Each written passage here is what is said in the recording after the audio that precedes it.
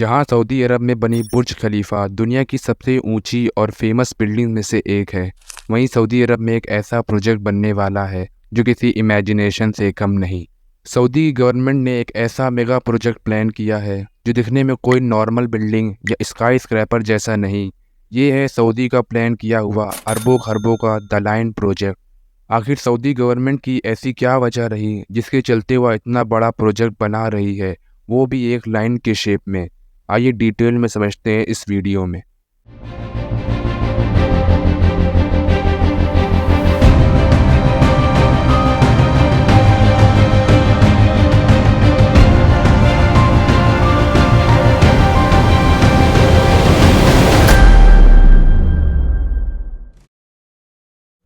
Saudi अरब में बनाया जाने वाला ये लाइन प्रोजेक्ट ना सिर्फ सऊदी के लिए बल्कि दुनिया का सबसे बड़ा और सबसे महंगा प्रोजेक्ट है। ये रेड सी के गल्फ ऑफ अकाबा से 170 किलोमीटर दूर ताबुक शहर के पास एक लीनियर फॉर्म में कंस्ट्रक्ट होगा। ये चाइना के सिटी टावर जितना ऊंचा है, यानी इसकी हाइट 500 मीटर होगी, वहीं इसकी ब्रेथ सिर्फ 200 मीटर तक के रखी जाएगी। सऊदी के इस लाइन प्रोजेक्ट को नियोम फ्यूचर सिटी भी कहा जाता है। नियोम सिटी कोई टूरिस्ट स्पॉट नहीं बल्कि इसे एक रेसिडेंशियल पैलेस बनाया जा रहा है। अगर हम नियोम सिटी के एरिया की बात करें तो इसके एक एंड से लेकर दूसरे एंड तक ये 34 स्क्वायर किलोमीटर तक का एरिया कवर करता है, जो करीब करीब इंडिया के लक्षद्वीप आइलैंड जितना एरिया है। नियोम के डेवलपर का कहना है कि इसमें 9 मिलियन यानी 90 लाख लोग आराम से रह पाएंगे। 90 लाख लोगों की आबादी का मतलब है कि इसमें पूरे उत्तराखंड में बसने वाले 90 लाख लोग इस 170 किलोमीटर की लाइन में रह पाएंगे। इसमें कोई शक नहीं कि सऊदी अरब का ये प्लान बिल्कुल एक ड्रीम सिटी जैसा है।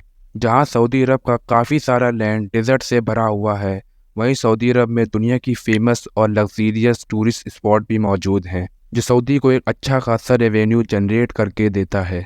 लेकिन यही एक सवाल उठता है कि आखिर इसे बनाया ही क्यों जा रहा है। इससे सऊदी अरब को क्या फ़ायदा होगा, या फिर सऊदी दुनिया से कुछ छुपा तो नहीं रहा है।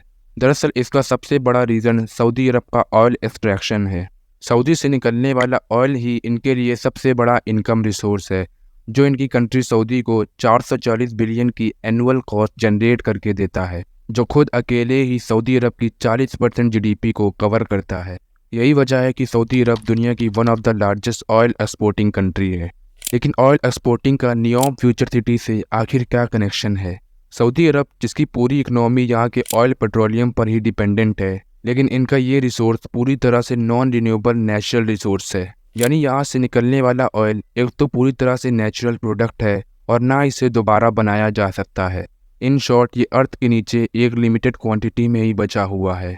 जहाँ सऊदी अरब की पूरी इकनॉमी अपने इस रिसोर्स पर खड़ी हुई है, वहीं अगर फ्यूचर में इनके पास ऑयल ही ना रहा तो फिर सऊदी अरब अपना देश कैसे संभालेगा।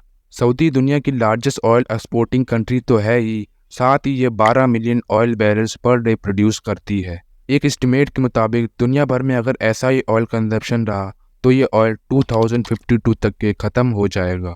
यही सब चैलेंज फेस करने के बाद सऊदी अरब ने अपने देश को डाइवर्सिफाई करने का प्लान किया है। सऊदी क्राउन प्रिंस मोहम्मद बिन सलमान ने 10 जनवरी 2021 को नियोम फ्यूचर सिटी की अनाउंसमेंट कर दी थी। नियोम शब्द का असली मतलब न्यू फ्यूचर है। जहां नियो का मतलब है न्यू, वहीं एम से एक अरेबिक वर्ड है मुस्तकबल, जिसे इंग्लिश में फ्यूचर कहते हैं। जहां नियोम फ्यूचर सिटी है तो सिर्फ 34 स्क्वायर किलोमीटर की, लेकिन यह बहुत ही वेल ऑप्टिमाइज्ड होगी और साथ ही इसको बनाने में हाईली फ्यूचरिस्टिक टेक्नोलॉजी का भी यूज़ करना पड़ेगा। अगर नियोम सिटी के फीचर्स की बात की जाए तो ये 100% रिन्यूएबल एनर्जी से चलेगी, यानी इसके अंदर किसी भी तरह का कार्बन एमिशन नहीं होगा। इसके अंदर हरे भरे गार्डन्स, वाटरफॉल्स और बहुत सारे नेचुरल लैंडस्केप होंगे, जो अंदर रहने वाले लोगों को काफ़ी ज़्यादा फ़ायदा पहुंचाएंगे।